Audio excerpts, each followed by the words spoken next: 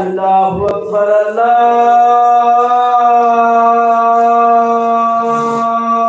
اکبر لا الہ الا اللہ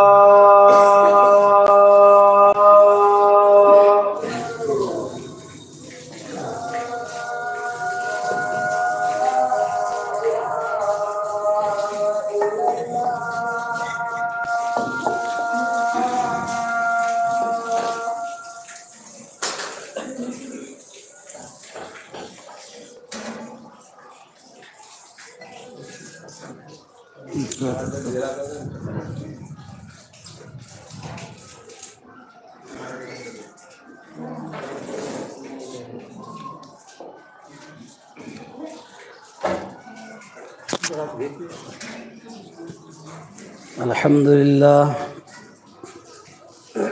نحمده ونستعينه ونستغفره ونؤمن به ونتوكل عليه ونعوذ بالله من شرور أنفسنا ومن سيئات أعمالنا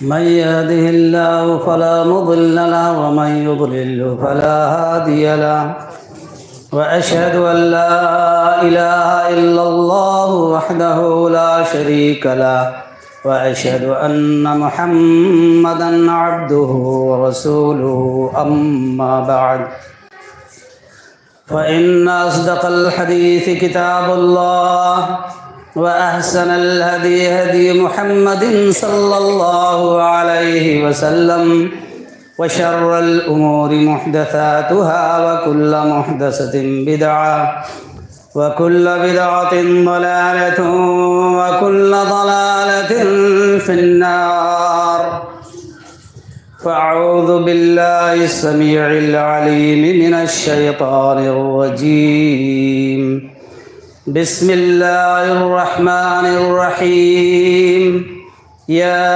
أيها الذين آمنوا اتقوا الله حق تقاته ولا تموتن إلا وأنتم مسلمون يا أيها الناس اتقوا ربكم الذي خلقكم من نفس واحدة وخلق منها زوجها وبث منهما رجالا كثيرا ونساء واتقوا الله الذي تساءلون به والأرحام إن الله كان عليكم رقيبا يا أيها الذين آمنوا اتقوا الله وقولوا قولا سديدا يصلح لكم أعمالكم ويغفر لكم ذنوبكم ومن يطع الله ورسوله فقد فاز فوزا عظيما وقال الله تعالى عز وجل أعوذ بالله من الشيطان الرجيم وما خلقت الجن والإنس إلا ليعبدون ما أريد منهم من رزق وما أريد أن يطعمون إن الله هو الرزاق ذو القوة المتين رب اشرح لي صدري ويسر لي أمري واحلل عقدة من لساني يفقهوا قولي اللهم زدني علما وارزقني فهما تمام قسم کی تعریفات، تحمیدات و تکبیرات اس رب العالمین خالق کائنات مالک ارض و سما کے لیے لائق و زیبا ہے، جو کائنات کے ایک ایک ذرے کا خالق مالک اور رازق ہے۔ بعد ہو انگنت اور بے شمار درود و سلام نازل ہو جملہ انبیاء کرام علیہم السلام پر، خصوصاً آخری نبی سید ولد آدم یوم القیامہ، صاحب لواء الحمد یوم القیامہ، جناب محمد الرسول اللہ صلی اللہ علیہ وسلم پر، ان کے آل و اصحاب پر، اہل بیت پر اور قیامت تک ان کے نقش قدم پر چلنے والوں پر درود و سلام نازل ہوں۔ حضرات گرامی، میں نے مناسب موضوع یہ منتخب کیا ہے کہ آج کے زمانے میں باوجود اس کے کہ قرآن و حدیث کے متبع ہوتے ہیں، یا جتنے لوگ بھی مسلمان یا اسلام سے تعلق ہے، اسلام سے تعلق ہونے کے باوجود بھی ان کے اندر کسی نہ کسی حد تک دنیا داری پائی جاتی ہے، اور ویسے دنیا داری کا پایا جانا بہت غلط نہیں ہے اگر وہ شریعت کو ملحوظ خاطر رکھے، شریعت کا لحاظ کرے، قرآن و سنت کی پیروی کرتے ہوئے میں اگر دنیا کمائے تو دنیا کمانے کا بھی حکم اللہ تبارک و تعالیٰ نے دیا ہے، اور اللہ کے نبی صلی اللہ علیہ وسلم نے اپنی سنت سے یہ سکھایا ہے، کاروبار، تجارت، بزنس اور یہ ساری چیزیں۔ لیکن اس کے اندر جو ذرائع غلط ہیں، جو حرام طریقے ہیں، اللہ کے نبی صلی اللہ علیہ وسلم نے منع فرمایا ہے۔ حرام طریقے دنیاوی لحاظ سے بھی ہو سکتے ہیں، اور بعض لوگ شریعت کو اپنے سامنے رکھ کر کے اس کی آڑ میں بھی حرام کاری اور حرام خوری کرتے ہیں، تو وہ ساری چیزیں شامل ہیں۔ اس لیے میں نے یہ سمجھا کہ ہمارا تعلق اس طرح سے دو باتوں سے ہے۔ ایک تو یہ کہ ہم اللہ کی عبادت کریں بحیثیت مخلوق ہونے کی، بحیثیت اس کے کہ اللہ تبارک و تعالیٰ نے ہماری تخلیق فرمائی، ہمیں پیدا فرمایا، ہمارے لیے اتنے انتظامات فرمائے، تو اس کی عبادت ہم کریں، اور اس کے ساتھ اللہ تبارک و تعالیٰ نے ہمیں پیٹ بھی دیا، بال بچے دیے، دنیا دی، تو پھر دنیا کمانا یہ بھی ضروری ہے۔ تو اسی تعلق سے میں نے مناسب سمجھا کہ تھوڑی سی بات آپ کے سامنے قرآن و سنت کی روشنی میں رکھ دوں۔ اللہ تبارک و تعالیٰ نے قرآن عزیز میں زاریات میں فرمایا کہ ہم نے جن اور انسان کو دو کو اپنی عبادت کے لیے پیدا فرمایا، اور باقی جو ہیں وہ ہماری اطاعت و فرما برداری کے لیے ہیں۔ تم اطاعت و فرما برداری کے لیے ہو، جمی مخلوقات، بہت ساری مخلوقات ہیں، ان کو ہم نے تمہاری ضرورت کے لیے، اور تم ضروریات دین سے بھی اور ضروریات دنیا سے بھی ہم نے بہت ساری چیزوں کو پیدا کیا، یہ ساری چیزیں تمہارے لیے ہیں۔ خلق لکم ما فی الارض جميعا، لیکن تم دو کو، جن اور انسان کو، میں نے اپنی عبادت کے لیے پیدا فرمایا۔ جب عبادت کے لیے پیدا فرمایا تو یہ سوال پیدا ہوتا تھا کہ عبادت کے ساتھ اللہ تبارک و تعالیٰ نے پیٹ بھی رکھا، دنیا بھی رکھی، تو اللہ تبارک و تعالیٰ نے اسی کے آگے اس کا جواب عنایت فرمایا ہے۔ ما اريد منهم من رزق وما اريد ان يطعمون، میں تم سے یہ نہیں چاہتا کہ تم ہمارے بندوں کو روزیاں دو اور روزی بانٹو اور تم سب کو کھلاؤ پلاؤ، میں نے ایسا ڈیمانڈ اور مطالبہ تم سے نہیں کیا ہے، اور نہیں میں یہ چاہتا ہوں کہ تم مجھے کھلاؤ، کما کر کے مجھے دو۔ میں چاہتا ہوں کہ تم میری عبادت کرو۔ جہاں تک کھلانے پلانے کا تعلق ہے، روزی اور روزی کے اسباب، اس کے ذرائع اور اس کے راستے بتانے کی ذمہ داری وہ میری ہے، بلکہ میرے اوپر فرض ہے۔ اللہ تبارک و تعالیٰ نے فرمایا وَمَا مِن دَابَّةٍ فِي الْأَرْضِ إِلَّا عَلَى اللَّهِ رِزْقُهَا، کہ اس روئے زمین پر رینگنے والے، چلنے والے، پاؤں سے چرند پرند درند انسان جن، سب کو روزی پہنچانا یہ میرے اوپر فرض ہے، میری ذمہ داری ہے، اور کوئی بھی چیز میں اپنے آپ پر فرض کر سکتا ہوں، یہ اللہ تبارک و تعالیٰ کا اختیار ہے۔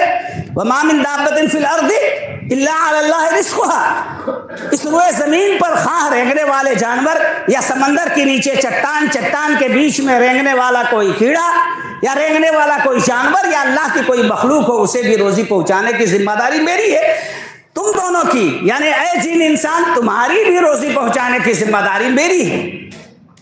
اور اللہ تبارک و تعالیٰ نے ایک اور مقام پر فرمایا وَفِي السَّمَاءِ رِزْقُكُمْ وَمَا تُوعَدُونَ، آسمانوں میں ہم نے تمہارے لیے روزیاں رکھ دی ہیں، اور بھی بہت ساری چیزیں، اگر تم میری عبادت کرتے ہو تو جو وعدہ تم سے کیا گیا ہے وہ بھی تمہیں ملے گا۔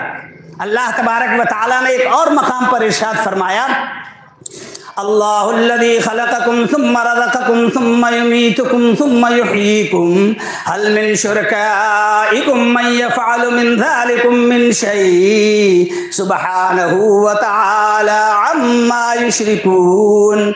اللہ ہی کی وہ ذات ہے جس نے تمہیں پیدا فرمایا. اللہ الذی خلقکم ثم رزقکم، پھر تمہیں روزیاں دی جب تم بولنا نہیں جانتے تھے، چلنا نہیں جانتے تھے، تمہارے منہ میں دانت نہیں تھا اور چبانے کے لائق بھی نہیں تھے. اس وقت ہم نے تمہاری ماں کے سینے سے چشمے جاری کر دیے اور ایسا لکوڈ ہم نے دیا جو نہ چبانے کی ضرورت ہو اور اس کے اندر وہ ساری غذائیں، وہ سارے ڈائٹ پائے جائیں جو دنیا کے کئی خوراک میں پائے جاتے ہیں. ان طرح کے تمام منرلز، تمام وٹامنس اور تمام طرح کی غذائیں ہم نے اس میں شامل کر دی جو تمہاری نشو و نما کے لیے ضروری ہے. تو اللہ الذی خلقکم ثم رزقکم ثم یمیتکم، لیکن ہم تمہیں موت سے دوچار کریں گے، ہم تمہیں موت دیں گے، ہم تمہارا پھر اس کے بعد تمہارا سوال ہوگا. یہی تمہارے دانت، تمہارے جسم، تمہاری صحت، تمہاری جوانی، یہ ساری چیزیں چھین لی جائیں گی. ثم یمیتکم ثم یحییکم، پھر ہم دوبارہ تمہیں زندہ کریں گے. هل من شرکائکم، اس کے بعد اللہ تبارک و تعالیٰ ایک سوال پیدا کرتا فرماتا ہے اپنے بندوں سے کہ اگر پیدا میں نے کیا، روزی میں نے دی، موت بھی میں ہی دوں گا، کوئی دوسرا نہیں، تو پھر بتاؤ کہ کسی اور کے سامنے روزی کے لیے تڑپتے کیوں؟ پھر حرام راستے تلاش کرتے کیوں؟ پھر حرام ذریعے، حرام طریقے اور غلط طریقے سے کسی چیز پر قبضہ کرتے کیوں؟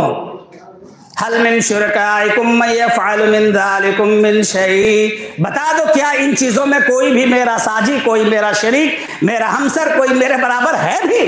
اور اگر نہیں ہے تو سبحانہ و تعالی عما یشرکون، بابرکت ہے وہ ذات، پھر کیوں کسی اور کے در پر جھکتے ہو اور کیوں کسی اور سے مانگتے ہو جب میں ہی دیتا ہوں. ایک اور مقام پر اللہ تبارک و تعالی نے فرمایا اللہ یبسط الرزق لمن یشاء من عباده ویقدر له ان اللہ بکل شیء علیم. اللہ ہی تبارک و تعالیٰ کی وہ ذات ہے جو کسی کو بہت دولت عنایت فرما دیتا ہے اور کسی کو کم دیتا ہے، کسی کو بہت دے دیتا، کسی کو کم دیتا ہے. اور فرمایا اللہ تبارک و تعالیٰ جانتا ہے کہ کس کو کم دینا ہے، کس کو زیادہ دینا ہے. ان اللہ بکل شیء علیم، اللہ تبارک و تعالیٰ ہر چیز کا جاننے والا ہے اور بندوں کے بارے میں تو وہ بہتر طریقے پر جانتا ہے. اب سوال یہ پیدا ہوتا ہے کہ اگر اللہ تبارک و تعالیٰ ہی روزی دے رہا ہے اور جس کو چاہے جتنا چاہے دے سکتا ہے، تو ایسا کیوں نہ ہو کہ بہت زیادہ دولت سب کو دے دیتا تاکہ نہ غریبی رہتی، نہ فقیری رہتی، نہ ہاتھ پھیلانے پڑتے، عبادت ہی عبادت ہم کرتے. اللہ تبارک و تعالیٰ نے اس کا جواب دیتے ہوئے یہ جواب عنایت فرمایا ہے بندوں کو کہ اگر تمہاری تمنا ایسی ہے کہ سارے لوگوں کو میں بہت زیادہ دولت مند بنا دوں، تو فرمایا وَلَوْ بَسَطَ اللَّهُ الرِّزْقَ لِعِبَادِهِ لَبَغَوْا فِي الْأَرْضِ وَلَكِنْ يُنَزِّلُ بِقَدْرٍ مَّا يَشَاءُ، کہ اگر میں بندوں پر بہت زیادہ دولت دے دیتا اور سب کو دولت مند بنا دیتا تو یہ کیا کسی کو پہچاننے والے لوگ تھے؟ ایسا لگتا ہے کہ یہ کسی کو مارتے نہیں، کاٹتے نہیں، فساد نہیں پھیلاتے، بغاوت نہیں پھیلاتے. ارے یہ تو دن رات کی خونریزیاں کر ڈالتے اگر میں دولت کی بھرمار کر دیتا اور سارے لوگوں کو بنا دیتا. دوسرا سوال یہ پیدا ہوتا ہے کہ اگر بہت زیادہ سب کو دولت نہ بھی دیتا تو کم از کم اللہ تبارک و تعالیٰ برابر سب کو کر دیتا کہ سارے لوگ، آپ بھی جتنے دولت مند اتنے دولت مند، ہم اتنے، یہ بہت زیادہ نہ صحیح لیکن برابر سرابر اللہ فرماتا. تو اللہ تبارک و تعالیٰ نے اس کا جواب دیتے ہوئے فرمایا ہے کہ ایسا بھی ممکن نہیں ہے. نحن قسمنا بینہم معیشتہم فی الحیات الدنیا ورفعنا بعضہم فوق بعض درجات لیتخذ بعضہم بعضا سخریا. ہم نے ہی دنیا کی معیشت کو تقسیم کر رکھا ہے اپنے بندوں کے بیچ میں، ہم نے ہی دولت کو تقسیم کر رکھی ہے اور اس کے معیار اور اسٹینڈرڈ کے مطابق رکھی ہے. نحن قسمنا بینہم معیشتہم فی الحیات الدنیا، اس دنیا کی زندگی میں ہم نے روزیاں تقسیم کر رکھی ہے. ورفعنا بعضہم فوق بعض، ہم نے ایک دوسرے پر ایک دوسرے کو فضیلت عطا کی ہے، ہم نے ایک دوسرے کو ایک دوسرے سے زیادہ بخشا ہے. ایسا اس لیے لیتخذ بعضہم بعضا سخریا، تاکہ ایک دوسرے کی ہیلپ کر سکیں، ایک دوسرے کی مدد کر سکیں، ایک دوسرے کی سروس لے سکیں، ایک دوسرے کی خدمت کر سکیں اور ایک دوسرے سے خدمت لے سکیں. ورنہ اگر میں دولت میں برابر کر دیتا تو کون کس کا کام کرتا، کون کس کی مزدوری کرتا، کون کس کے یہاں کس کے کام کو سنتا، اسے تکلیف ہی کیا تھی. نحن قسمنا بینہم معیشتہم فی الحیات الدنیا ورفعنا بعضهم فوق بعض درجات لیتخذ بعضهم بعضا سخریا. ہم نے ایسا اس لیے کیا تاکہ آپ ایک دوسرے سے تعاون لے سکیں اور ایک دوسرے کی مدد کر سکیں اور ایک دوسرے سے مدد حاصل کریں. اگر ایسا میں کر دیتا کہ سارے لوگوں کو برابر کر دیتا تو کبھی بھی کوئی کسی کے کام نہ آتا, کوئی کسی کی نہ سنتا, اور پھر یہ دنیا بالکل ایک لاچار اور مجبور ہو کر کے اور خاتمے کے کگار پر پہنچ جاتی. اللہ تبارک و تعالی نے آگے دوسرے مقام پر ارشاد فرمایا کہ اگر بات ایسی ہے کہ روزیاں میں ہی دیتا ہوں اور میں جیسا چاہتا ہوں دیتا ہوں تو یہ حق تھا, یہ فرض تھا کہ میری ہی عبادت ہو اور کسی کو میرے ساتھ شریک نہ ٹھہرایا جاتا. اللہ تبارک و تعالی نے فرمایا ان الذين تدعون من دون الله لا يملكون لكم رزقا فابتغوا عند الله الرزق واعبدوه واشكروا له. تم اللہ کے سوا جن جن کے سامنے ہاتھ پھیلاتے ہو, جن جن حرام راستوں کی طرف, حرام اسباب کو اختیار کرتے ہو, بتاؤ تو بھلا کہ تم جن درگاہوں پر جاتے ہو اور جن تعویذ گنڈوں کے پیچھے پڑے ہو, کیا وہ تمہاری روزیوں کے مالک ہیں؟ کیا وہ تمہیں روزیاں دے سکتے ہیں؟ نہیں دے سکتے. ان الذین تدعون من دون اللہ, اللہ کے علاوہ جن سے تم یہ چاہتے ہو کہ یہ تمہیں روزیاں دے دے, لا یملکون لکم رزقا, یہ تمہاری روزیوں کے مالک نہیں ہیں. لا یملکون لکم رزقا فابتغوا عند اللہ الرزقا, تو تمہیں تو اللہ سے روزی مانگنی چاہیے تھی, اللہ کے سامنے گڑ گڑانا چاہیے تھا اور اللہ سے مطالبہ کرنا چاہیے تھا. دوسرے مقام پر اللہ تبارک و تعالی نے فرمایا وَإِن مِّن شَيْءٍ إِلَّا عِندَنَا خَزَائِنُهُ وَمَا نُنَزِّلُهُ إِلَّا بِقَدْرٍ مَّعْلُومٍ, کہ کائنات کی جتنی بھی چیزیں ہیں, روزیاں اور خزانے, ان تمام کا مالک صرف میں ہی ہوں, اس کا کوئی بھی دوسرا مالک نہیں, اور میں ایک معین متعین مقدار میں ہی اسے اتارتا ہوں اور نازل کرتا ہوں. وَإِن مِّن شَيْءٍ إِلَّا عِندَنَا خَزَائِنُهُ, کوئی بھی ایسی چیز نہیں جس کا مالک میں نہیں. وَإِن مِّن شَيْءٍ إِلَّا عِندَنَا خَزَائِنُهُ وَمَا نُنَزِّلُهُ إِلَّا بِقَدْرٍ مَّعْلُومٍ, اور میں معلوم اور متعین مقدار میں ہی اسے اتارتا ہوں. اللہ تبارک و تعالیٰ نے دوسرے مقام پر فرمایا لہو مقالید السماوات والارض, اور خزانے تو دور کی بات ہے میں کسی کو عنایت کروں, لا ملک مقرب ولا نبی مرسل, یہ ایرے خیرے چمڑے پہننے والے گندے غلیظ قسم کے پاخانہ پیشاب کر کے پانی نہ لینے والے کی بات تو چھوڑو, اور یہ گندے رہنے والے لمبے جبے کبے جبہ و دستار والوں کی بات تو چھوڑو, میں کسی نبی مرسل, کسی نبی کو بھی میں نے اس خزانے کا مالک ولا ملک مقرب, اور کسی قریبی فرشتے کو بھی میں نے اس کا مالک نہیں بنایا. اور خزانے کا مالک تو دور کی بات ہے, لہو مقالید السماوات, اس کی کنجیاں بھی ہم نے کسی کو عطا نہیں کی ہیں. خزانے کا مالک بنانا تو دور کی بات ہے, اس میں جو تالے لگے ہیں اس تالے کی کنجیاں بھی ہم نے کسی کو عطا نہیں کی ہیں. لہو مقالید السماوات والارض یبسط الرزق لمن یشاء, زمین و آسمان کے خزانے کی کنجیوں کا مالک میں ہوں, اور یبسط الرزق لمن یشاء, میں جسے چاہتا ہوں اسے پھیلا دیتا ہوں اور زیادہ دے دیتا ہوں.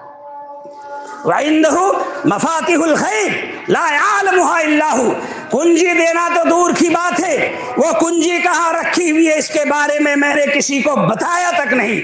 لا ملک مقرب ولا نبی مرسل, سونے والے مردے ہزاروں سال کے ہزاروں من مٹی کے نیچے دبے ہوئے ان مزار میں سڑی ہوئی لاشوں کی بات چھوڑو, میرے جو نبی زندہ ہیں, جو آسمان پر اٹھائے گئے ہیں, اور اس کے بعد اپنی قبروں میں جو انبیاء کرام علیہ الصلوۃ والسلام زندہ ہے, انہیں بھی میں نے وہ کنجیاں کہاں رکھی ہے بتایا نہیں.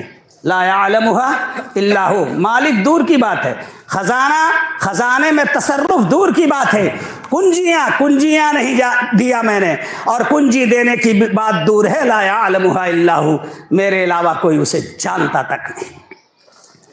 تو جب ایسی بات ہے تو تمہیں روزی مجھی سے مانگنی چاہیے. فابتغوا عند اللہ الرزق, لیکن شرط ہے کہ روزی میں دوں گا. ایک بھٹکتے ہوئے انسان کو, در در کی ٹھوکر کھاتے انسان کو بھی میں روزیاں دوں گا. پہلی شرط ہے وَاعْبُدُوا, صرف میری عبادت ہوگی. اس روئے زمین پر اگر کوئی چیز سب سے زیادہ مجھے ناپسند ہے تو یہ کہ میرے رہتے مالک و مختار کے سامنے کوئی کہے کہ نہیں یہ بھی مالک و مختار ہے۔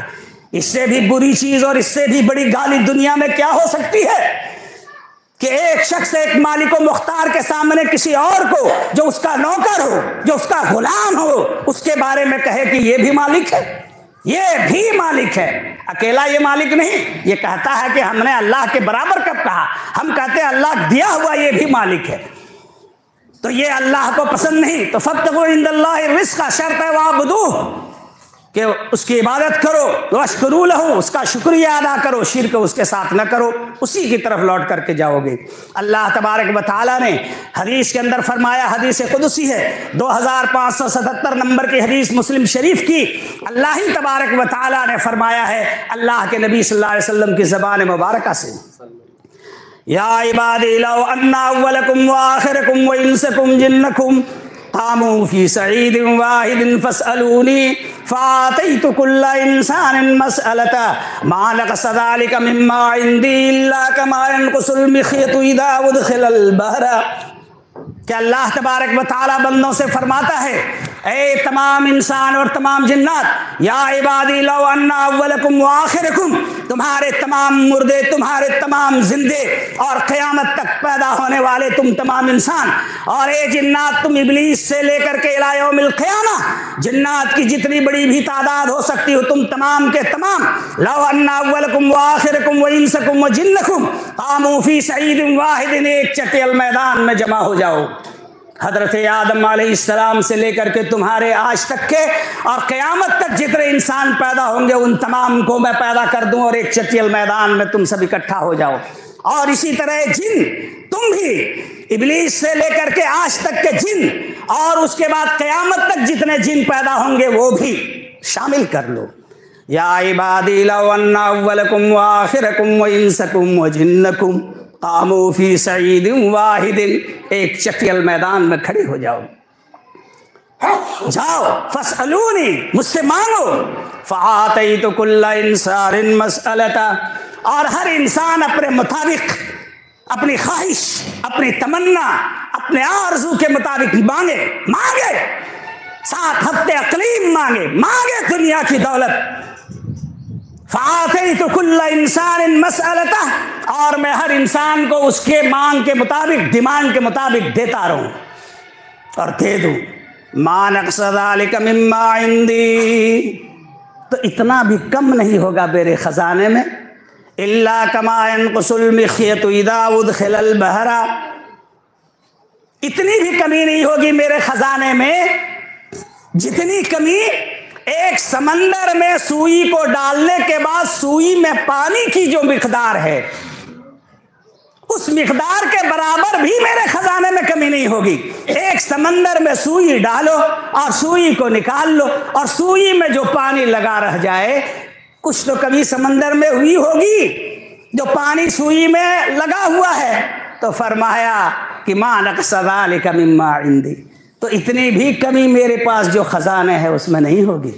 تو مانگنا ہے مجھ سے، تو اللہ تبارک و تعالیٰ نے شرط رکھی کہ شرک نہ کیا جائے، میری عبادت کی جائے۔ تیسری شرط رکھی کہ اس کے لیے تمہیں عمل صالح کرنا ہوگا۔ میں اس لیے بھی بتا دوں کہ یہ دنیا میں ہماری ضرورت ہے کہ عبادت کے ساتھ اور بغیر ناجائز طریقے کیے، بغیر لڑائی جھگڑا کیے، بغیر فتنہ و فساد کیے، بغیر سیاست اور چال بازی کیے بھی ہم دولت کما سکتے ہیں۔ بغیر اس کے کہ میں کرائم کروں، بغیر اس کے کہ خیانت کروں، بغیر اس کے کہ امانت کو میں غصب کروں، ہڑپ کروں، بھی میں دولت مند بن سکتا اور کما سکتا ہوں۔ اس لیے میں نے منتخب کیا کہ یہ طریقہ اختیار کریں۔ من عمل صالحا من ذکر او انثى وهو مؤمن فلنحيينه حياة طيبة ولنجزينهم اجرهم بأحسن ما كانوا يعملون، جو بھی مرد یا عورت نیک کام کرے، وہ دیکھیے ایمان کے بعد اور شرک نہ کرنے کے بعد یہ شرط اللہ تبارک و تعالیٰ کی ہے۔ اس لیے یہ مشرکین کے لیے جو اللہ کو مانتے ہوئے شرک کرتے ہیں ان کے لیے یہ نہیں ہے۔ من عمل صالحا من ذکر او انثى وهو مؤمن فلنحيينه حیاة طیبہ، تو اس میں دنیا کی معیشت، کاروبار، تجارت کے لیے جو راستے ہیں وہ کھول دیے جائیں گے کسی بھی طرح کا پرخطر راستہ نہیں ہوگا، وہ معمون راستہ ہوگا، پرامن راستہ ہوگا، لنچنگ کا کوئی سوال پیدا نہیں ہوتا۔ اللہ کو ماننے کے ساتھ شرک کرنے والے ان مسلمانوں نے دنیا کے حالات کو دیکھا ہے کہ اگر اللہ کو ماننے کے ساتھ یہ شرک کرتے ہیں تو کس طرح ان کے لیے حالات کو پرخطر بنا دیا جاتا، کس طرح امن کو اس میں خوف میں بدل دیا جاتا ہے، اور کس طرح ان کے کاروبار کو اور تجارت کو اور بزنس کو پوری دنیا کے اندر تباہ و برباد کیا جا رہا ہے۔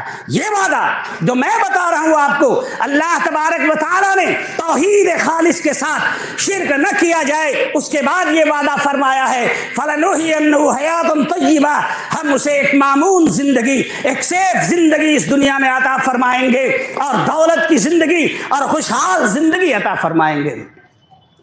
وَلَنَجْزِيَنَّهُمْ أَجْرَهُمْ بِأَحْسَنِ مَا كَانُوا يَعْمَلُونَ، اور جب قیامت میں یہ لوگ آئیں گے تب تو جو کچھ ان کے لیے ہم نے رکھا ہے وہ رکھا ہی ہے۔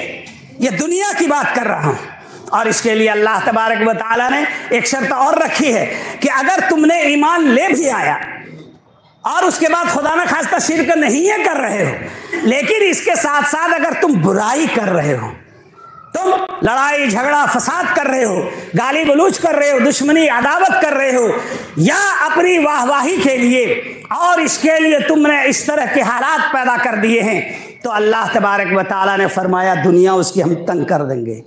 کچھ دنوں کے بعد اس کی دنیا تنگ ہوگی اور سارے لوگوں کی نظر میں یہ شخص ذلیل ہوگا اور پھر وہ عزت نہیں پا سکتا۔ وَمَنْ أَعْرَضَ عَنْ ذِكْرِي فَإِنَّ لَهُ مَعِيشَةً ضَنكًا وَنَحْشُرُهُ يَوْمَ الْقِيَامَةِ أَعْمَىٰ، کہ اگر یہ شخص اعراض کرتا ہی جاتا ہے، وہ عمل صالح نہیں کرتا، مومن ہے عمل صالح نہیں کرتا اور عمل صالح سے اعراض کرتا ہے اور خبائث کا گناہوں کا ارتکاب کرتا ہے، تو فرمایا فَإِنَّ لَهُ مَعِيشَةً ضَنكًا، ہم اس کی روزی تنگ کر دیں گے، اسے چھیننا شروع کر دیں گے اور اس کی زندگی اجیرن کرنا، برباد کرنا شروع کر دیں گے۔ مَعِيشَةً ضَنكًا وَنَحْشُرُهُ يَوْمَ الْقِيَامَةِ أَعْمَىٰ، اور قیامت کے دن اس کا جو حال ہوگا ہوگا، اور جس طرح یہ اندھا بنایا جائے گا بنایا ہی جائے گا۔ چوتھی شرط اللہ تبارک و تعالیٰ نے فرمایا کہ اگر عمل صالح کرتے تو چھوٹے اور بڑے گناہوں سے بچو، جسے ہم تقویٰ کہتے ہیں اور سنتے ہیں کہ تقویٰ اختیار کرنا چاہیے۔ تقویٰ کا معنی یہ نہیں ہے کوئی آدمی کم بولتا ہو، تقویٰ وہ اول درجے کا مکار ہوگا جو شخص زیادہ بولتا نہ ہو، بہت کم بولتا ہو اور اپنی پرہیزگاری کو شو کرتا اور دکھاتا ہو۔ یہ مان لیجئے تقویٰ سے مراد ہے کہ وہ تمام جرائم جو لوگ نہ دیکھ پاتے ہوں، نہ جان پاتے ہوں، وہ تمام گناہ جو آپ کی نظر سے چھپے ہوئے ہیں اور وہ اس کا ارتکاب میں نہ کروں، جو پوشیدہ ہیں، تو فرمایا اللہ تبارک و تعالیٰ نے وَمَن يَتَّقِ اللَّهَ يَجْعَل لَّهُ مَخْرَجًا وَيَرْزُقْهُ مِنْ حَيْثُ لَا يَحْتَسِبُ، کہ جو شخص اللہ تبارک و تعالیٰ سے ڈرتا ہے اور چھوٹے بڑے گناہوں سے بچتا ہے تو اللہ تبارک و تعالیٰ اس کے کاروبار کے لیے ایسے راستے متعین فرما دیتا کہ اس کے وہم و گمان میں بھی نہیں ہوتا کہ ارے یہاں میرا کاروبار اتنا چمک گیا، یہاں سے ہم نے سامان لایا تو سودا میں اس قدر مجھے نفع حاصل ہوا۔ اللہ تبارک و تعالیٰ کے فضل و احسان سے دوسرے مقام پر اللہ تبارک و تعالیٰ نے فرمایا وَلَوْ أَنَّ أَهْلَ الْقُرَىٰ آمَنُوا وَاتَّقَوْا لَفَتَحْنَا عَلَيْهِمْ بَرَكَاتٍ مِّنَ السَّمَاءِ وَالْأَرْضِ، کہ اگر یہ گاؤں والے ڈرتے اللہ سے اور اگر یہ برائیوں سے بھی بچتے اور یہ بھلائیاں کرتے، احسانات کرتے، تو اللہ تبارک و تعالیٰ زمین و آسمان کے دروازے ان پر کھول دیتا، برکتیں اس پر نازل فرماتا، اور ایسا ہم نے کیا ہے۔ پہلے لوگوں کے ساتھ ہم نے زمین و آسمان کے دروازے کھولے ہیں، ہم نے دولت کی ریل پیل دے دی، لیکن جب وہ لوگ عیاشی کرنے لگے، جب وہ لوگ بدمعاشی کرنے لگے اور برائیوں کا ارتکاب کرنے لگے تو ہم نے پھر کھینچ لیا اور اپنی رسی جو ہم نے چھوڑی تھی یا خزانے کے دروازے ان پر بند کر لیے ہم نے۔ فَأَرْسَلْنَا عَلَيْهِمْ سَيْلَ الْعَرِمِ وَبَدَّلْنَاهُمْ بِجَنَّتَيْهِمْ جَنَّتَيْنِ ذَوَاتَيْ أُكُلٍ خَمْطٍ وَأَثْلٍ وَشَيْءٍ مِّن سِدْرٍ قَلِيلٍ، سبا کو دیکھ لو، اگلی بہت ساری امتوں کی مثال اللہ تبارک و تعالیٰ نے دی ہے. وَكَمْ مِنْ قَرْيَةٍ بَطِرَتْ مَعِيشَتَهَا فَتِلْكَ مَسَاكِنُهُمْ لَمْ تُسْكَنْ مِنْ بَعْدِهِمْ إِلَّا قَلِيلًا. بہت دور اگر نہیں جاتے ہو تو مغل سامراج کے آخری بادشاہ بہادر شاہ ظفر، جسے اس ہندوستان کے اندر 200 سال تک حکومت کرنے کی ہم نے توفیق بخشی تھی، تم دیکھو جن کے محلوں میں سونے، ہیرے، جواہرات، زمرد، یاقوت، نیلم، پوکھراج کے پتھر لگے ہوئے تھے، ہزاروں کنیسے، خادمائیں، ہزاروں نوکر چاکر لگے رہتے تھے، ہاتھی کھلانے والے، چلانے والے دوسرے لوگ ہوتے تھے. لیکن جب ان لوگوں نے عیاشیوں میں دولت خرچ کرنا شروع کر دی، بڑے بڑے تاج محل اور محل سرا بنوانے لگے، عیاشی کے اڈے بنوانے لگے، تو ہم نے اسی کے آخری بادشاہ نے جب ناشتہ مانگا تو اس کے دونوں بیٹوں کے سر کو کٹوا کر کے انگریزوں کے ہاتھ سے پیش کیا تھا، بہادر شاہ ظفر کے بیٹوں کو. وہی اللہ ہوں جس نے اتنے محل اور تاج. بہت پرانی تاریخ قوم سمود سے کچھ ہم مسلمان سمجھنے والے نہیں، لیکن یہاں جہاں 200 سال تک حکومت کیے تھے 300 سال پہلے، اس کی تاریخ سن لو کہ جن کے ہیرے جواہرات کو دیکھ کر کے فوٹوگرافی کرتے ہو اور فوٹو کھنچواتے ہو. وَكَمْ مِنْ قَرْيَةٍ بَطِرَتْ مَعِيشَتَهَا فَتِلْكَ مَسَاكِنُهُمْ لَمْ تُسْكَنْ مِنْ بَعْدِهِمْ إِلَّا قَلِيلًا. یہ انہی کے مکانات ہیں. اللہ نے کہا کہ ہم نے بہت سارے لوگوں کو اتنی دولت دے دی تھی، بطرت معیشت اترانے لگے، عیاشی شروع ہو گئی، محل، باغات، ہیرے، جواہرات، اور نہ جانے کتنی کنیسیں، خادمائیں، اور نہ جانے کتنی لونڈیاں اور غلام، اور عیاشی کے اڈے، 300 بیویاں. اس کے لیے ہم نے دولت دی تھی، اس کے لیے ہم نے یہ بخشا تھا. ہم نے زمین و آسمان کے دروازے اس لیے کھولے تھے. وَكَمْ مِنْ قَرْيَةٍ بَطِرَتْ مَعِيشَتَهَا فَتِلْكَ مَسَاكِنُهُمْ. آج دیکھو ان کے گھر میں لَمْ تُسْكَنْ مِنْ بَعْدِهِمْ، تھوڑے ہی دن یہ ٹھہر سکے تھے. اپنی اس بلڈنگ میں جو بنوایا تھا، وہ محل، وہ عالیشان محلات، تھوڑے ہی دن یہ رہے تھے. لَمْ تُسْكَنْ مِنْ بَعْدِهِمْ إِلَّا قَلِيلًا. تو ہم نے دوسرے لوگوں کو وارث بنا دیا. وَأَوْرَثْنَا الْقَوْمَ الَّذِينَ كَانُوا يُسْتَضْعَفُونَ مَشَارِقَ الْأَرْضِ وَمَغَارِبَهَا. بنی اسرائیل کے بارے میں کہا کہ ہم نے پھر اس کا وارث ایسی قوم کو بنا دیا جو انتہائی کمزور، نچلے طبقے کے، جھاڑو دینے والے، نالی صاف کرنے والے سمجھے جاتے تھے. ان لوگوں کو ہم نے اس کا وارث بنا دیا. تو فرمایا کہ اگر یہ اختیار کریں تو میں انہیں پھر برکت دے دوں. اس کے بعد اللہ تبارک و تعالیٰ نے فرمایا کہ ایک مقدس کتاب جو آخری کتاب ہے، جس کی حفاظت کی ذمہ داری میں نے لی ہے. آسمانی کتابیں ہم نے بہت نازل کی. ہم نے صحف ابراہیم نازل کیا، ہم نے زبر الاولین نازل کیا، ہم نے تورات، انجیل، تلمود نازل کیے، ہم نے اولڈ ٹیسٹامنٹ اور نیو ٹیسٹامنٹ، بائبل نازل کیے. لیکن کسی بھی کتاب کی حفاظت کی ذمہ داری میں نے نہیں لی تھی، اور نہیں کوئی کتاب ایسی مقدس تھی کہ اس کتاب کے پڑھنے سے کوئی بیماری ٹھیک ہوتی ہے. یہ واحد کتاب ہے جس کے اندر دل کی بیماری اور جسم کی بیماری دونوں کی شفا ہم نے اس کتاب کے اندر رکھی ہے. وَهَذَا كِتَابٌ أَنزَلْنَاهُ مُبَارَكٌ فَاتَّبِعُوهُ وَاتَّقُوا لَعَلَّكُمْ تُرْحَمُونَ. یہ مقدس اور مبارک کتاب ہم نے تم کو دی تو تم اس کی اتباع کرو، رحم کریں گے ہم تم پر اس کی وجہ سے. پڑھو، اور اگر نہیں کچھ جانتے ہو، الحمدللہ رب العالمین جانتے ہو. کیا وجہ ہے کہ تم آج اپنی دکانوں کو کھولتے ہو تو الحمدللہ رب العالمین بھی نہیں پڑھ سکتے؟ اگر ایک غیر مسلم اگربتی سلگائے بغیر اپنی دکان کو نہ کھولتا ہو، اور اگر بغیر سندور لگائے نہ کھولتا ہو، تو تمہیں آخر کس سانپ نے سونگھا ہے کہ تم اپنی دکان کو کھول کر کے جب بیٹھتے ہو تو ایک الحمدللہ سورہ فاتحہ تک نہیں پڑھ سکتے؟ قل هو اللہ احد یاد ہے یا نہیں ہے؟ اگر وہی یاد ہے تو وہی پڑھو، تلاوت تو کرو. تمہیں کون کہتا ہے کہ سارے لوگ تمہارے حافظ ہوں اور وہی تلاوت کریں؟ ان الذين يتلون كتاب الله واقاموا الصلاه وانفقوا مما رزقناهم سرا وعلانية يرجون تجارة لن تبور. یہ لوگ ہیں ہمارے وہ بندے جو ہماری اس کتاب کی تلاوت کرتے ہیں. ان الذين يتلون كتاب الله واقاموا الصلاه، نماز قائم کرتے ہیں. وانفقوا مما رزقناهم، اور ہم نے جو کچھ دے رکھا ہے اسے خرچ کرتے ہیں. يرجون تجارة لن تبور، یہ ایسی تجارت کی امید لگائے ہوئے ہیں جس میں کبھی گھاٹا نہیں ہو سکتا. لیکن اس کتاب کو یہ پڑھے کب؟ اس میسج کو اسے تو یہ سوچا ہے کہ مرنے کے بعد کرائے کے ٹٹوؤں کو بلا کر کے اگر میں بخشوا دوں اپنے باپ کو تو بخش دیا جائے گا. اسے بخشوانے کا ذریعہ اس نے تو سمجھا، لیکن اپنے عمل کے لیے نہیں۔ دنیا میں جب یہ زندہ رہا، یہ لقوہ زدہ اور فالس زدہ رہا، دنیا کی تمام بیماریوں سے یہ جھوجتا رہا، ہاسپٹل کے چکر لگاتا رہا، اس کی چپلیں ٹوٹ گئی، پاؤں میں آبلے پڑ گئے، ڈاکٹر کو باپ کہتے کہتے یہ تھک گیا، لیکن قرآن کی طرف یہ شخص نہیں آیا۔ یہ کیسا زبردست منافق، سیلفش، خود غرض، اور یہ کیسا خود غرض انسان ہے۔ یہی قرآن کو باپ کے مرنے کے بعد کہتا ہے اے مولوی اسے پڑھ کر بخش دے، اور یہی یہ شخص زندہ ہے، اس قرآن کو کبھی اس نے چھوا تک نہیں، کبھی اس قرآن سے شفا حاصل کرنے کے بارے میں اس نے سوچا نہیں، کبھی نہیں سوچا کہ میرے سر میں درد ہے، ایک آیت مجھے یاد ہے، پڑھ کر ذرا میں مسح کر لوں، دیکھو چھوٹتا ہے کہ نہیں۔ کیا ہے؟ اسی کو کہتے ہیں دوہراپن یا دوغلاپن، کہ ایک طرف سمجھتے ہو کہ یہ شفا دے دے اور دوسری طرف سمجھتے ہو کہ یہ چیز جو ہے کوئی فائدہ مند نہیں ہے۔ تو یہ فرمایا۔ اس کے بعد اللہ تبارک و تعالی، اللہ کے نبی صلی اللہ علیہ وسلم نے ایک اور شرط رکھی کاروبار کے لیے اور تجارت کے لیے، دعا۔ اللہ تبارک و تعالیٰ نے فرمایا دعا۔ آپ دیکھیں کہ اگر انبیاء کرام علیہ السلام کو دنیا میں کسی بھی طرح کسی کو دیرے لینے کا اختیار دیا جاتا، اور اگر وہ خود خزانے کے مالک ہوتے، جیسا کہ گمراہ کیا جاتا ہے مولویوں کے ذریعے سے، تو بتائیے قرآن عزیز کے اندر کوئی ایسے نبی گزرے نہیں ہیں جنہوں نے اللہ سے مانگا نہ اور دعا نہ کی ہو۔ اگر میں خزانے کا مالک ہوں، اگر میں روپیے پیسے کا مالک ہوں، میں مانگوں کس سے؟ اگر خزانے کی کنجیاں میرے پاس ہے، میں مانگوں کس سے؟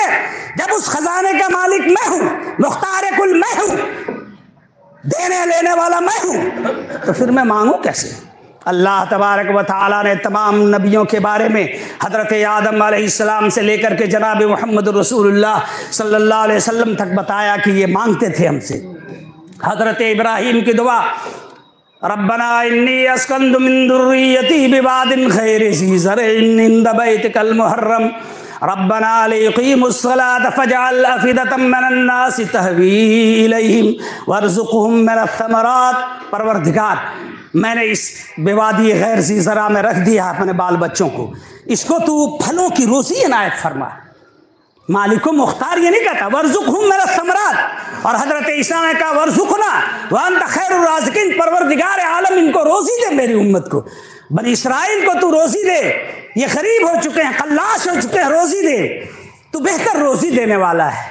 اور اللہ کے نبی صلی اللہ علیہ وسلم جب مدینہ تشریف لائے اور مدینہ کے اندر قد سالی بھی اللہ کے نبی صلی اللہ علیہ وسلم نے دعا کی، یہ وہی نبی ہیں جنہیں بعض لوگ مختار کل کہتے ہیں۔ اللہم بارک لنا فی مدینتنا وفی ثمارنا وفی مدنا وفی ساعنا، اللہم بارک لنا فی شامنا، اللہم بارک لنا فی یمننا۔ پروردگار عالم، ہمارے شہر مدینے میں تو برکت عطا فرما، مدینے کے پھلوں میں، کاروبار میں اور تجارت میں برکت عنایت فرمایا، یہاں کے ناپ و تول میں تو برکت عنایت فرما۔ یہ وہی اللہ کے نبی صلی اللہ علیہ وسلم دعا کر رہے ہیں، اللہم بارک لنا فی مدینتنا وفی ثمارنا وفی ساعنا وفی مدنا۔ اور اللہ کے نبی صلی اللہ علیہ وسلم کی وقت کم ہے، بہت ساری چیزیں اللہ تبارک و تعالیٰ نے بیان فرمائی ہیں کہ بغیر حرام کیے ہوئے، بغیر فتنہ و فساد کیے ہوئے بھی اللہ تبارک و تعالیٰ آپ کو دولت مند بنا دے گا۔ اللہ کے نبی صلی اللہ علیہ وسلم کی ایک دعا ہے، ابو داؤد ترمذی کی روایت ہے، صخر غامدی روایت کرتے ہیں، اور یہ ایک ایسی چیز، ایک ایسی صفت، ایک ایسا گن، ایک ایسا گر اللہ کے نبی صلی اللہ علیہ وسلم نے بتایا جس کو چھوڑنے کی وجہ سے مسلمان آج در در کی ٹھوکریں کھا رہا ہے، اور جس کو اختیار کرنے کی وجہ سے دوسرے لوگ آگے جا رہے ہیں۔ اللہ کے نبی صلی اللہ علیہ وسلم نے فرمایا اللہم بارک لامتی فی بکورہا، پروردگار عالم میری امت جو صبح سویرے فجر کے بعد کاروبار میں لگ جائے، اس کے کاروبار میں برکت عطا فرما۔ یہ مسلمان ہے جو 10 بجے سو کر کے اٹھے گا گٹکا کھا کر کے اور اس کے بعد دکان کھولے گا۔ ارے تم لاکھ کر لو لیکن تم امبانی ہی نہیں بن سکتے۔ اس کے لیے صرف 3 چیزیں ہیں، ایک برانڈیڈ یہ کپڑا پہننا جانتا ہے، برانڈیڈ جوتا، اور باراتوں میں کرسی پکڑ کر کے کھانا اس نے سیکھا ہے، اس کے علاوہ اس کے پاس ہے کیا؟ یہ دیکھیے کہ जो पूरे हिंदुस्तान के अंदर तिजारत और कारोबार पर कब्जा रखता है मारवाड़ी, कभी उसके बेटों को या उसको तुमने कभी कीमती कपड़ों में देखा हो तो मुझे बताओ, पकड़ करके ला करके दिखाओ कि इसका कपड़ा 3000 रुपये मीटर का कोई मारवाड़ी पहना है। पूरे हिंदुस्तान की तिजारत पर उसका कब्जा है और 5:30 बजे 6 बजे सुबह अपनी दुकान खोल करके बैठता है और अपने मजहब के मुताबिक अगरबत्तियां सुलगाता है और एक भी ग्राहक मौजूद ना हो लेकिन वो खोल करके रखता है दुकान। लेकिन ये रईस साहब की दुकान अगर 4 रुपये की चल गई तो 10 साढ़े 11 बजे से पहले उठेगा नहीं। उसके बाद ये नवाब साहब, नवाब सिराजुद्दौला, वही लखनऊ वाला बहादुर शाह जफर के खानदान का ये इंसान उसके बाद रगड़ेगा, उसके बाद फांकेगा गुटखा, उसका दुकान खोलेगा ये लाट साहब भिखमंगा। क्या तुम अंबानी बन गए? कभी कारोबार में तरक्की नहीं हो सकती है रसूल सल्लल्लाहु अलैहि वसल्लम की मुखालिफत करके। फलियहज़रिल्लज़ीन, और ये सच है, पूरे हिंदुस्तान में अल्लाह का शुक्र है, जा करके देखा हूँ मुसलमान और मुस्लिम दुकानों के हालात। खुद एक मुस्लिम शहर में, मुस्लिम बहुल क्षेत्र में मैं रहता हूँ। क्या तमाशा है इसका। नबी ये कहे अल्लाहुम्मा बारिक ले उम्मती फी बुकूरिया, परवरदिगार आलम सुबह में तू बरकत इनायत फरमा, और ये सुबह 10 बजे तक सोता है और गैर कौम के बच्चे सुबह सवेरे दौड़ते, इसकी सांस तक फूलती। अगर कोई दौड़ा दे और कोई ऐसी बात हो जाए, कोई ऐसी नौबत आ जाए, अल्लाह न करे लड़ाई झगड़े आपस में होते हैं, तो इसकी सांस फूल रही। क्या तमाशा है। फलियहज़रिल्लज़ीन युखालिफूना अन अम्रिही अन तुसीबहुम फितनतुन औ यसीबहुम अज़ाबुन अलीम, कि उन लोगों को डरना चाहिए जो हमारे रसूल की मुखालिफत करते हैं। एक आखिरी हदीस इस सिलसिले की सुना दूँ जो अल्लाह के नबी सल्लल्लाहु अलैहि वसल्लम ने बताया है। मन सर्रहु अन युमद्दलहु फी उम्रिही व युज़ादलहु फी रिज़्क़िही फल्यबर्र वालिदैहि वल्यसिल रहिमहु, कि अगर कोई शख्स ये चाहता है कि उसके कारोबार में के उसे बरकत हो, उसकी उम्र ज़्यादा कर दी जाए सेहत के साथ। उम्र ज़्यादा किए जाने का मफहूम ये नहीं है, अगर आपकी उम्र ज़्यादा होती है और सेहत नहीं रहती है तो ये अज़ाब है, ये जान लीजिए। लेकिन सेहत के साथ आपकी उम्र होती है तो ये अल्लाह का रहम है। तो अल्लाह के नबी सल्लल्लाहु अलैहि वसल्लम ने फरमाया मन सर्रहु अन युमद्दलहु फी उम्रिही व युज़ाद फी रिज़्क़िही फल्यबर्र वालिदैहि वल्यसिल रहिमह, कि अगर कोई शख्स इस बात को चाहता है कि उसकी उम्र सेहत के साथ अल्लाह तबारक व तआला लंबी करे और उसकी रोज़ियों में बरकत इनायत फरमाए, तो चाहिए कि सबसे पहले अपने माँ बाप के साथ ये हुस्न सलूक करे। वही करे जो माँ बाप ने इसके साथ बचपने में किया है, जिसका ये कभी भी बदला नहीं दे सकता। वल्यसिल रहिमहु, और सिर्फ माँ बाप के साथ भलाई करने के बाद ही ये कुछ पा नहीं लेगा। इसकी रिश्तेदारियाँ और इसके जितने अकारिब हैं, इसके जितने आइज़ा हैं, इसके जितने रिश्तेदार हैं, उन तमाम रिश्तेदारों को ये मलहूज़ खातिर रखे और उसकी इज्जत करे। अगर फूफू आई है तो कहेगा ये तो बाप की बहन थी, हम क्यों खिलाएं पिलाएं, ये कौन होता है इसको खिलाएं पिलाएं। वो आपके बाप की जगह पर है। वो आपकी माँ की खाला आई, माँ की माँ आई, आप कहते हैं हमारे साथ क्या रिश्ता, हत्ता कि बहनें आती हैं, बहनों तक से लोगों के भाइयों के ताल्लुकात अच्छे नहीं है। क्या तमाशा है। फल्यबर्र वालिदैहि वल्यसिल रहिमह, आप सिला रहमी करें। आखिरी बात इस सिलसिले की अर्ज कर दो कि अगर तादाद ज़्यादा हो जमात की तो जुमा की नमाज और दूसरी नमाजें और मस्जिदें अलग भी की जा सकती हैं। और अल्लाह के नबी सल्लल्लाहु अलैहि वसल्लम का हुक्म है, सहाबा किराम हर गली में, हर कबीले में, हर महल्ले में एक मस्जिद बनाया करते थे जो 5 वक्ता के लिए हुआ करती थी, और दूरी हो तो जामे मस्जिद की बुनियाद डाली जाती थी। दूसरी अहम बात है कि फितनो फसाद और झगड़े की बुनियाद पर तो नहीं, लेकिन अगर कोई भी शख्स किसी तरह का इख्तिलाफ करता है तो उसके सबसे बड़े जिम्मेदार सुलह के उलमा होते हैं। उलमा को चाहिए था कि सुलह सफाई करें। अगर किसी तरह का इख्तिलाफ जमाती तौर पर होता है तो जो आलिम होते हैं, जानने वाले होते हैं, वो उसके सबसे बड़े जिम्मेदार होते हैं और पूछ गछ करके सुलह सफाई करा करके और आपस में मिल्लत के साथ कोई भी काम करने के लिए तैयार होना चाहिए। और अगर इस तरह कोई भी जमीयत जमात का काम होता है मिल्ली तौर पर, तो वो सारे लोगों की मौजूदगी में उसका हिसाब व किताब और सारी चीज़ें हुआ करती हैं। तो इस माने में कि हर महल्ले में जैसी जैसी आबादी बढ़ती जाती है اس کے تناسب سے، آبادی کے تناسب سے مسجدیں بنتی ہیں اور اس طرح سے لوگ اپنے اپنے قبیلے میں نماز پڑھتے ہیں۔ ظاہر سی بات ہے 5 وقت کے لیے نماز فجر دور سے جانے والوں کے لیے اور اندھیرے میں، تاریکی میں، اور ویسے بھی جو تاریخ ہماری رہی ہے اسلاف کی وہ یہی رہی ہے کہ اپنے تمام محلوں میں ہر شخص مسجدوں کو بناتے تھے، اس کی تعمیر کرتے تھے، اور حضرت عمر بن خطاب رضی اللہ تعالیٰ عنہ کے زمانے سے کہ ہر حی، ہر قبیلہ اپنا اپنا ایک قبیلہ ایک ایک مسجد بناتا تھا تاکہ وہ جماعت کے ساتھ نماز ادا کر سکے۔ اسی لیے اگر اس بنیاد پر کہ کسی دوسرے کو نقصان، کسی دوسری مسجد کو نقصان پہنچائیں گے، مسجد سے اگر آپ کو اختلاف ہے کسی مسجد سے، تب تو یہ قابل مذمت ہے، قابل گرفت ہے۔ لیکن تعداد کی بنیاد پر اور اس بنیاد پر کہ بعض لوگ انتہائی بدعقیدہ قسم کے لوگ ہوتے ہیں، بڑے خنث ٹائپ کے ہوتے ہیں، اگر اس بنیاد پر جاتے ہیں جہاں مسجد مدرسے سے ہمیں کسی بھی قسم کا کوئی اختلاف نہ ہو، تو ایسی کوئی بات نہیں۔ ویسے بھی مسجد اللہ کا گھر ہوتا ہے، وہ کسی کی ذاتی یا کوئی ایسی چیز پراپرٹی نہیں ہوتی، اس لیے اس سے کسی کو اختلاف ہونا ہی نہیں چاہیے، اور اختلاف ہو بھی نہیں سکتا ہے۔ کسی بھی صالح مسلمان کو کسی بھی مسجد سے، کسی بھی مدرسے سے اختلاف نہیں ہو سکتا ہے۔ اقول قولی ھذا واستغفر اللہ لی ولکم ولسائر المسلمین واستغفروہ انہ هو الغفور الرحیم۔